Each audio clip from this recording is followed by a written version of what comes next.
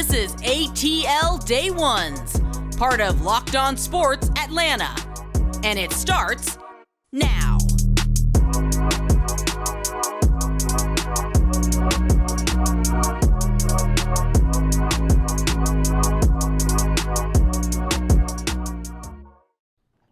Welcome into ATL Day Ones with Jarvis and Tenitra. We want to thank you for rocking with us today. We appreciate you. We appreciate you. Also, thank you for making us your first listen of the day. And remember, we are free and available wherever you download your podcast. And wherever you download your podcast, make sure you leave us a 5-star review. We're going to tell you today how the Braves will win in the East, the surprise Falcon who's going to ball out this year that you never expected, and when is it cool to put hands on your teammates?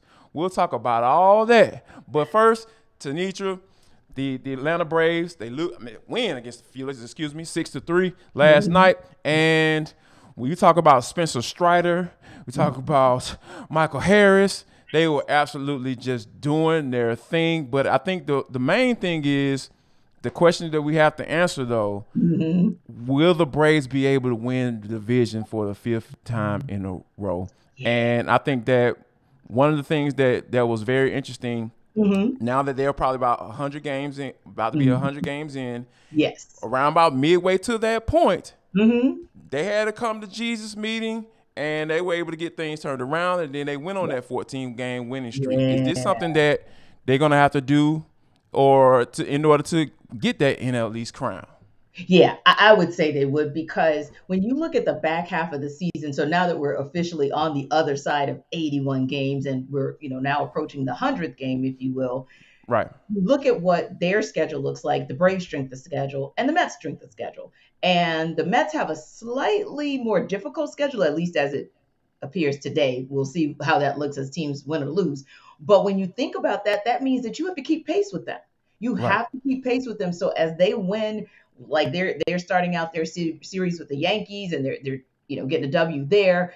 Every time they get a dub, you need to be getting a dub. So yeah, you may have to go on that kind of streak, a double-digit win streak, to keep pace with them, if not win. And the other thing is, Jarvis, I think that the way you do that is to continue to get the productivity that you've gotten that started right around that come to Jesus conversation right after that D-bag series started to kind of get away from him.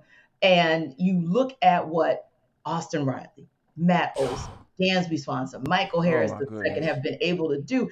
I mean, Jarvis, when you think about this blew me away, right? Even as a Braves fan, as someone who's covered the Braves, which we both have done both. Right. The fact that Austin Riley and Matt Olson are first and third, respectively, in extra base hits. How many times did we say earlier in the season, man, the Braves leave people stranded. The Braves just keep leaving players stranded.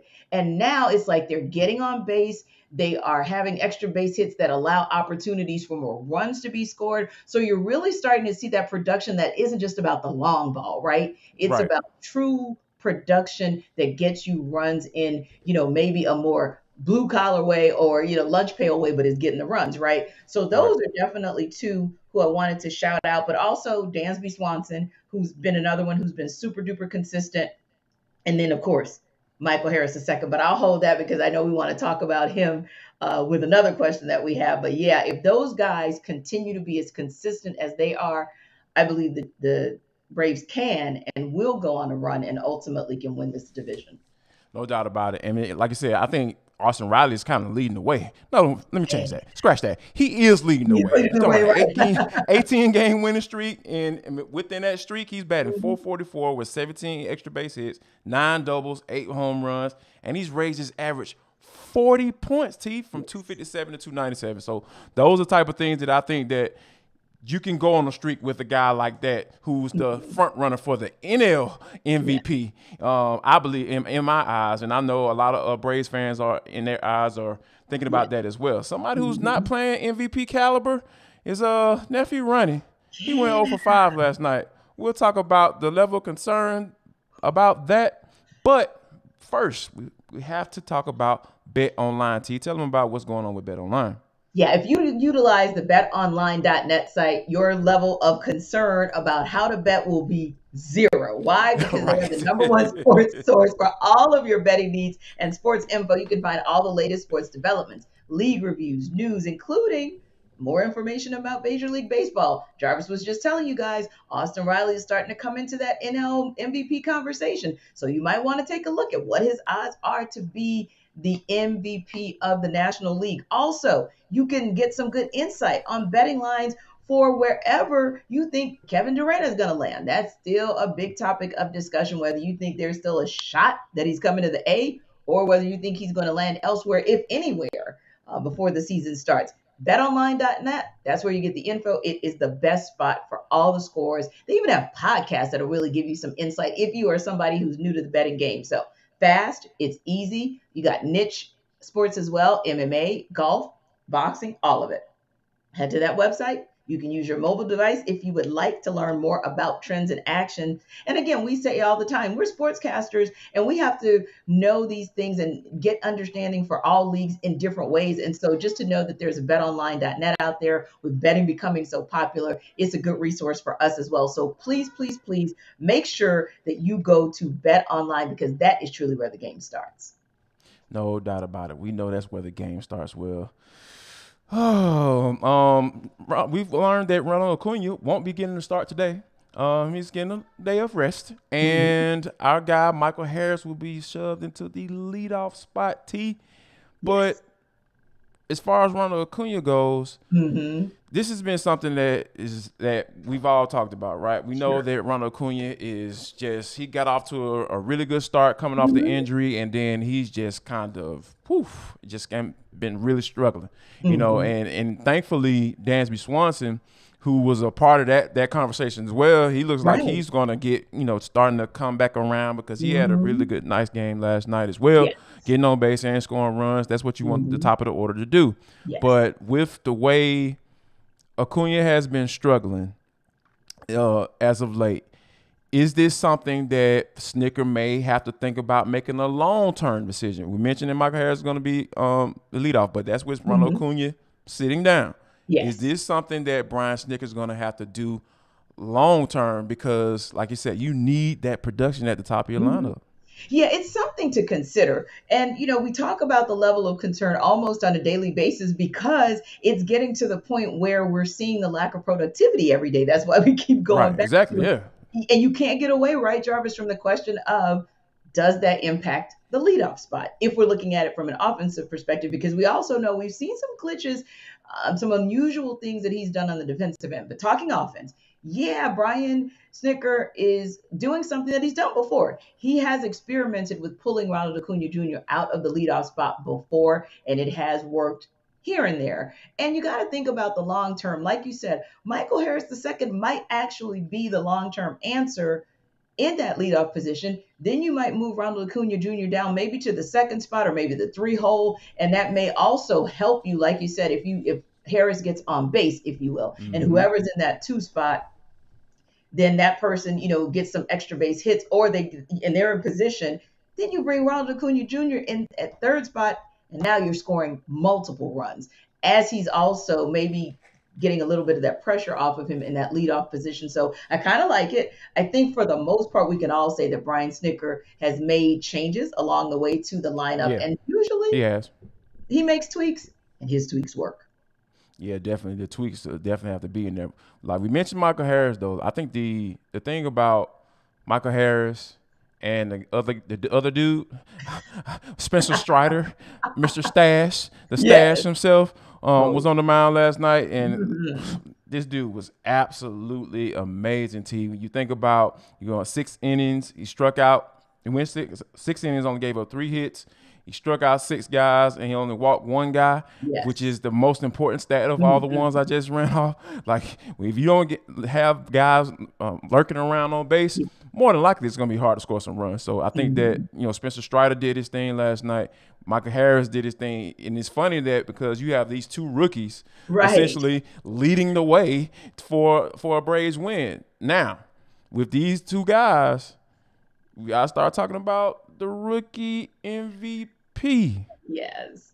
I know who I think that should be in that conversation. But what are your thoughts as far as who should be the rookie of the year? Now, it'll be somebody on the Braves more than likely, but that's a good thing. But, man, this is a hard choice for me, T. This is a hard one.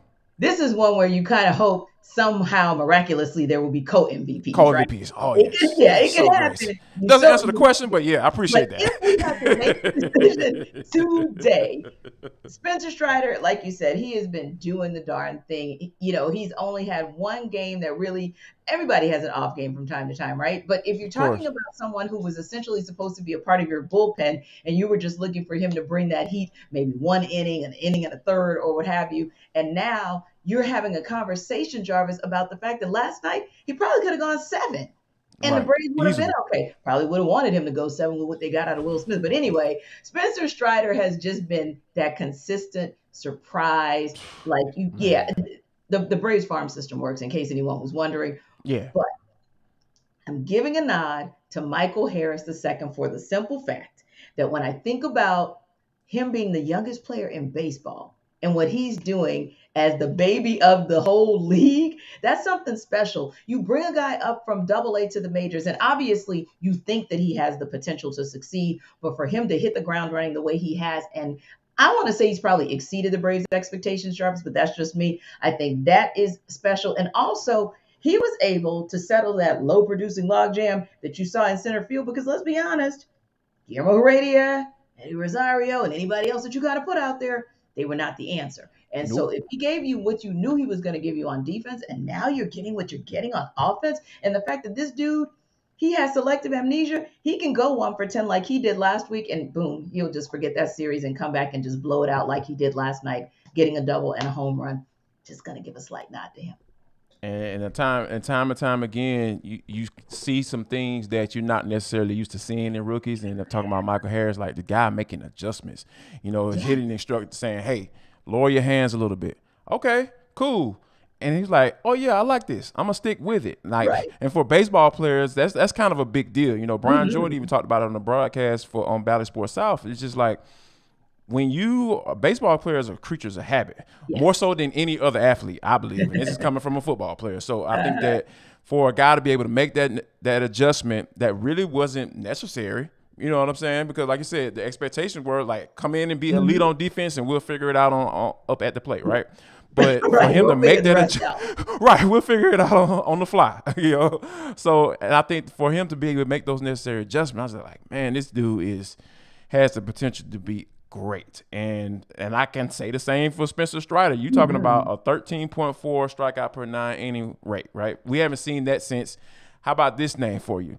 Haven't heard this one in a while. Kerry Wood. Yes. Back in 1998. And so if Strider stays on this pace and pitches 100 innings, goes over 100 innings this year, like he will break that record. So yeah, I'm glad I don't have to make that decision, but I think I'll probably get the edge to Spencer because a lot of times they're going to favor the pitchers because when you're talking about 100 mile per hour gas, the folk hero look, and just everything that his pitching evolving his arsenal. Yeah. Yes, and the way veteran guys talk about him, who have to face him. Yeah, I think more than likely Spencer Strider is probably going to get the nod or the edge in this one, but. Speaking of edge, the Falcons, they want to play with a little bit more edge this year. Arthur Smith and Terry Fontenot have brought guys in to do that. Now, which one of those guys are going to be the guy that we say, you know what? I don't know about you, T, but I like surprises. So we'll talk about who that surprise player will be next right here on ATL Day Ones with Jarvis and T, part of Locked On Sports Atlanta. Don't go anywhere. Better not go nowhere.